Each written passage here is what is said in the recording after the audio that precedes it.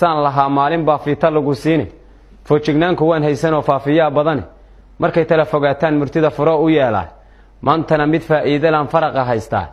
fulay maahi meeshan rabaan fooda geliyaa war waa fiiro qaran midaan soo fasaxayaa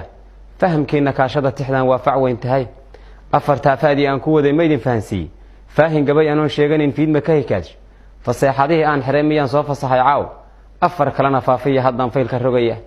iyadoo fidnadu baahdayo beledu fooxayso oo shacabka feeraha la jaro laguna faanaay ilmahana fagaagaa la dhigo feentu ka idlaatay oo fooryaaya waagii baryaba lagu fariisay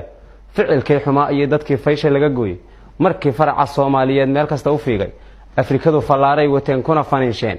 magafaha fallaagoobay baa fiiqday oo dilay fayskay ka toogteen kuway foorna geliyeen falxuma tahriibay mareen farajac weeyaan fadeexada dadka haysataan cidina fiireyn imisay fiigayeen hablaan faraha loo quurin fitikaanku wana